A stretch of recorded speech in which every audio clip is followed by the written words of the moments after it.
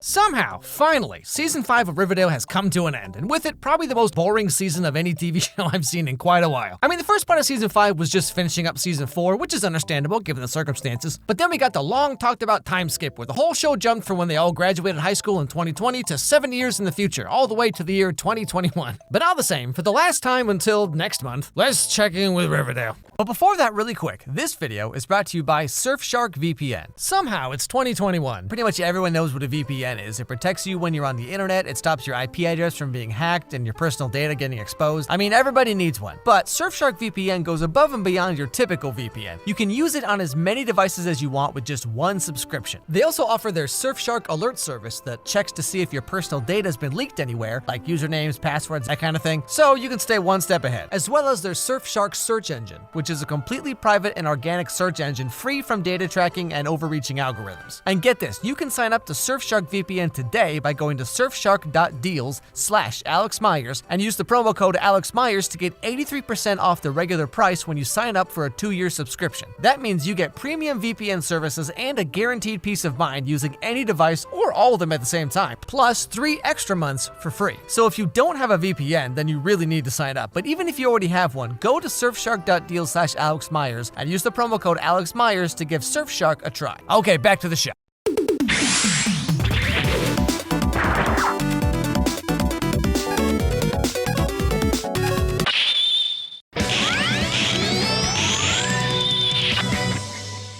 Something I think is interesting about the show is, despite not really doing much of anything, Jughead is kind of supposed to be the main character, I guess? Because he's the one narrating everything and he's like the eyes through which we see the show.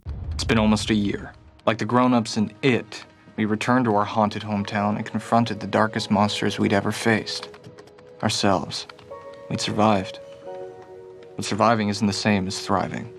And none of us, it seemed, were thriving. But after the time jump, Jughead had this whole struggling writer thing going on, and he ended up going all the way back to New York to find the source of his emotional trauma. You know, besides being on this show for 5 years. We found out the source of all his trauma and vulnerability and everything he's been struggling with for so many years. And it was that one time he slept in the sewers for like half a day and then kind of forgot about it. Truly, a man on the edge. So after taking care of all of that, he sings a song to Tabitha Tate about how he's just really into her, you know, and she's like, okay, fine, geez, I'll do whatever you want, just stop singing. And then he teams up with Betty to help her out with whatever she's getting up to. The Lonely Highway killings are a mystery, right? And everyone tells me that there wasn't a mystery you two couldn't solve back in the day. So, Betty, are you down with this plan? Yes. Jughead? Sure. Great. Well, I'm assuming that you have thorough case files? Yeah.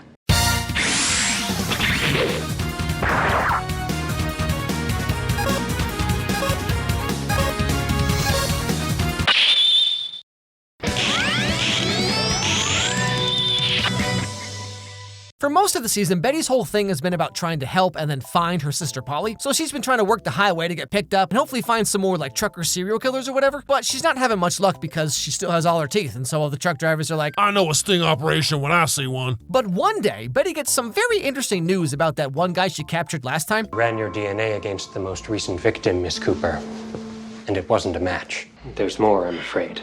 Your DNA did come back as a match to another body. Your tongueless John Doe. The trucker? How could that be? Okay, come on now. How many secret siblings is Betty gonna have? All right, Mom, you got a lot of explaining to do. He's your very distant cousin. What? No, that's impossible. What about your more distant relatives? The Blossoms? So Jughead and Betty do a bunch of investigating about the Blossoms, and somehow it all leads back to the Mothman story that we heard way back at the beginning of the season. And that's when we finally get the truth that everyone stopped caring about like 6 months ago. You're saying there is a secret, illegitimate clan of Blossoms that have lived in the woods for 2 generations? Why did you call the corpse a Mothman? The family kept to themselves, didn't like eyes prying into their business, so they created a fiction. Yeah, so just to summarize here, the Mothmen are a metaphor for trauma, but actually it's real, but not actually real. It's just some inbred family of Blossoms that live in the forest and dress up like the Sand People from Star Wars to kidnap girls off the highway because they want to. And so the entire cast of Riverdale bands together to fight a clan of inbred gladiators from Mad Max. And in the end, finally, Betty and her mom learn about what really happened to Polly.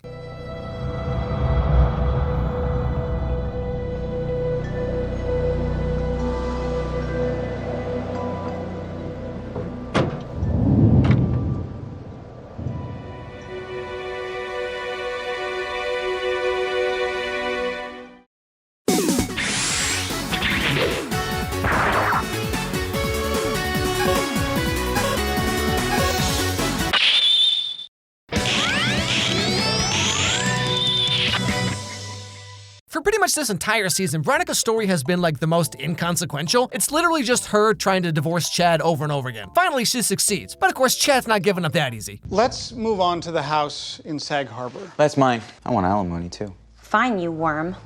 And this apartment. Fine. I don't care, Chad. Take it all. All I want, all I need is Archie. I don't need the house, the apartment, the money. I don't need any of that stuff, okay? I'm perfectly happy as long as I can wake up next to Archie every morning and do this. Now, as one final desperate attempt to somehow get Veronica back, Chad tries to kill Archie, but haha, joke's on you because Archie is literally Captain America. He fights bears, he fights assassins, and now he's just... Now, one day there's an explosion in the mine that Archie and pals are using to get palladium for Cheryl, and of course everyone knows who's behind it. I have spent an entire lifetime chasing your approval and love, and for what? I want to be very clear with you right now. If Archie dies, you die. You know, I think the real moral of the story here is that taking the high road isn't always the best idea, because, like, if anyone had actually gotten rid of Hiram at any point in the last 3 seasons, literally everything would be better for everyone. But then after all this is said and done, Veronica and Archie break up again. Archie, I think we should take a beat until we figure out what we're doing. We shouldn't rush this. Maybe we just go back to dating and having fun like we used to. That's a sweet idea. But we're not in high school anymore. Yeah, I'm just letting you know, because I'm sure all of you are very invested in this show.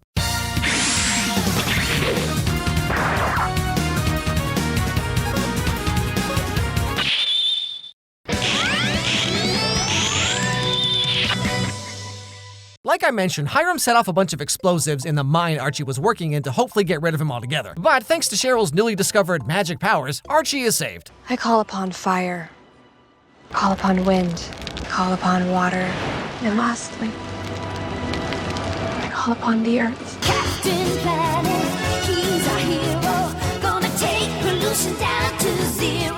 Now later on, some random ghoulie guy throws a Molotov cocktail and destroys Pop's diner, of all places. But of course, turns out he was just being paid by Hiram Lodge to cause trouble for whatever reason. And you know, everything else he's done up to this point, like people can somehow just look the other way. But messing with Pops? Oh no, you've done it now. Something drastic needs to happen. I thought my dad would stop after he blew up the mines, but he refuses to give up. So what do you want to do? Let's say my father were to go missing. And like, what if he were to maybe sort of end up in tomorrow night's chicken nuggets, you know what I mean? Sorry, I got a little carried away. So basically what they end up doing is they kidnap Hiram, kick him out of town, and exile him to the forest. A public execution? What are you, my executioners? This is not an execution. This is an exile. Yours. I'd start walking, Daddy. And I wouldn't stop for a long, long time. You turning against your own blood like this, Mia? Tick-tock, Daddy.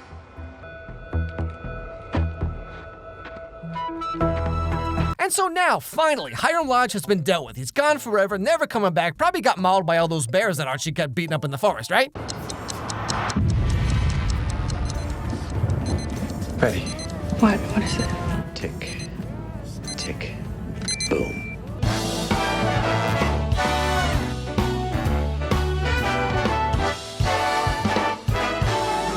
Wow, this was something. I'm making a note here, huge success. It's hard to understate my satisfaction. The Riverdale writers do whatever they want because they can. A load of good it's done for us, and yet we watch every week. But there's no sense crying over every mistake. I mean, somehow Jughead's dating Tabitha Tate. Now the season is done, oh, this season was so dumb. And somehow Hiram is still alive. I'm not even angry. I'm being so sincere right now.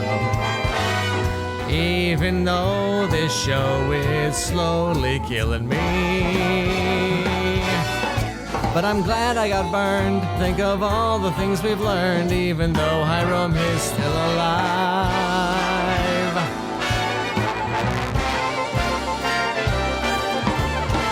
Look at me still singing while I'm getting the itch. Time for holiday movies, another princess switch.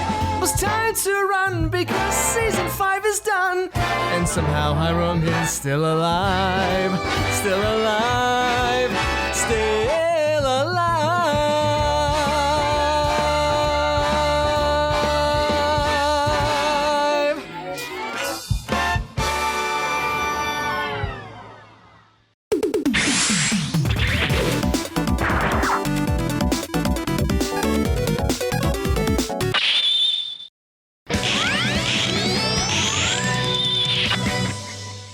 Now, as I said earlier, Cheryl's going through some interesting developments, shall we say. First, she worked with her mom and her church, and then she stole the church away to form her own religion with Kevin. Look at what came out of me. Yeah, I'd rather not. But now that he's gotten a little deeper into it, Kevin isn't so interested anymore because, Cheryl literally thinks she's a god now, which means nothing's actually changed, but whatever. Earth, water, fire, and wind. They're the fabric of the natural world. I'm still not following. The higher power is nature. I'm out.